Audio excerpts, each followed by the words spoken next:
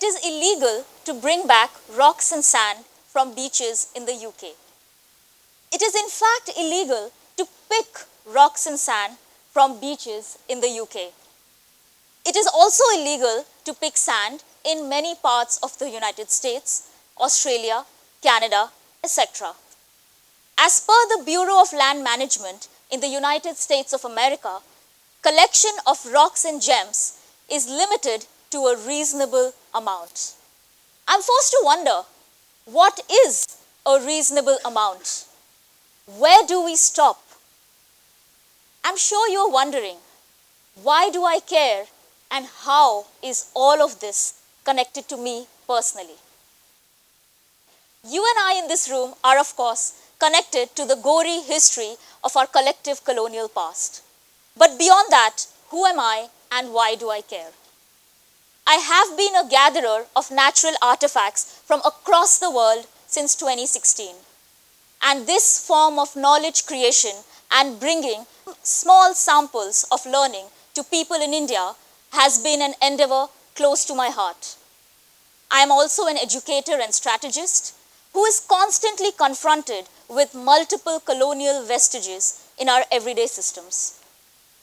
I am a defier of absolutes because I believe in the spaces in between and finding solutions in areas we assume there could be none.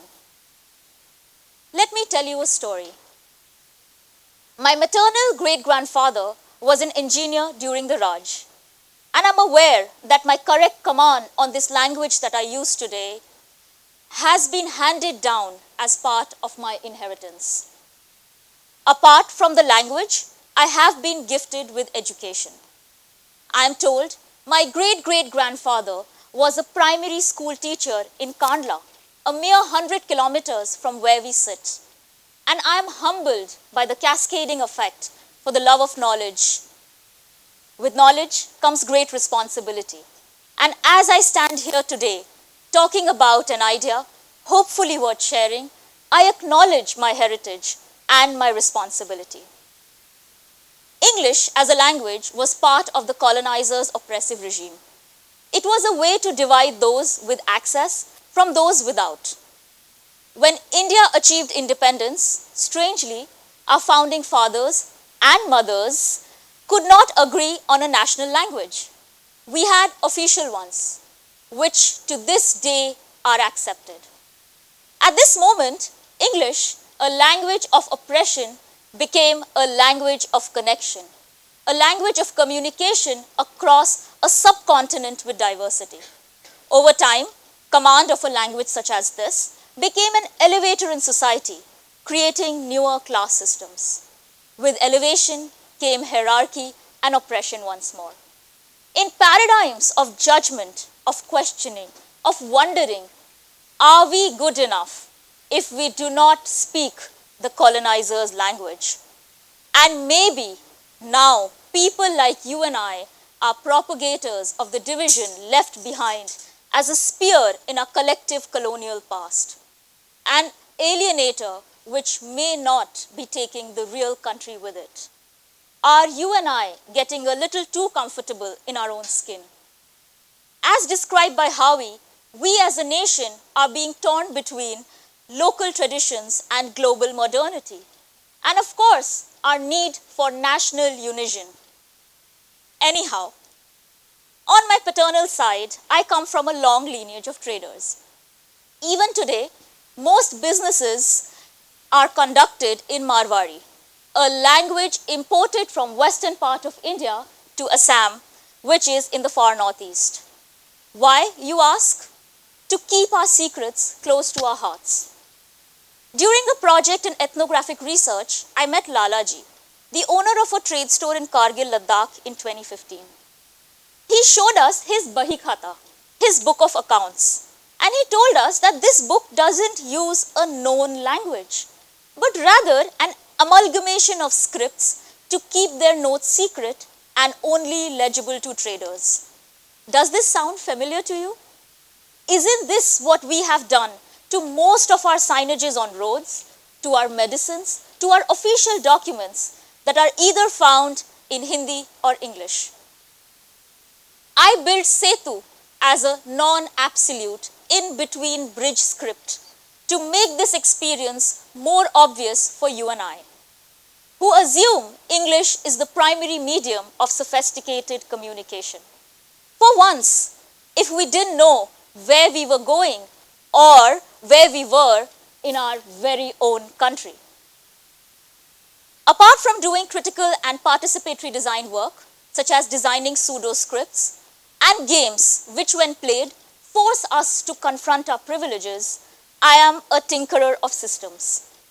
One such playing field has been my experience with educational systems at the Design Village. With friends, colleagues, and colleagues who have become friends, we work to reimagine what would it be like to be educated in the design field today. We question the norm, we question ourselves questioning the norm, and we envision the future, coming up with strategies to achieve our goals. One such endeavor has been to question absolute Western ideas of numbered grading. When we start to ask, what will help a learner learn, rather than how can we teach, we see flipped models on how to grade, how to articulate, and how to learn. But most of all, beyond all these day jobs and experiments, I am a gatherer. I am a gatherer of ideas, experiences, and mostly natural artifacts from across the world. Some might say, gathering is just a polite word for stealing. But haven't our ancestors gathered for eternity?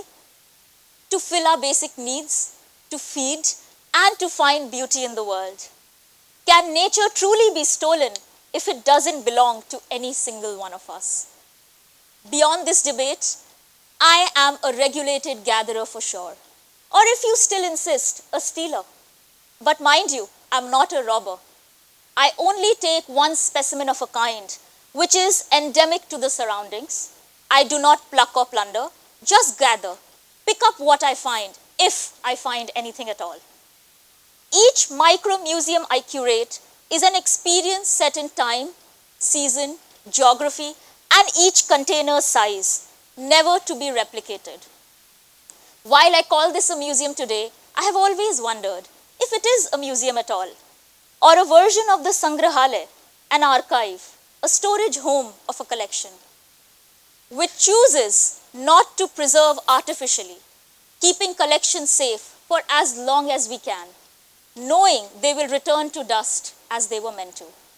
Meanwhile, creating spaces of learning for all who are keen to see a museum and the world break its white cube and come to our doorstep. To sum up, I usually aim to design artifacts and systems to challenge the status quo, most of which I've realized circle back to ideas of coloniality and occupation of the human mind.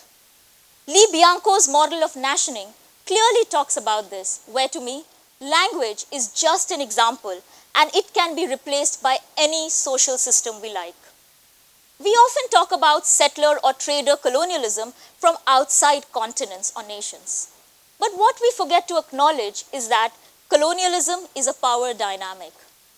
You and I, seated in this room, are internal colonialists. We have created a subculture propagated by language, by education, by mediums, which, as per Forbes, over 2/3 of our country cannot access. The proportion could easily be warped, for so many cannot even access the surveys that help us collect this data.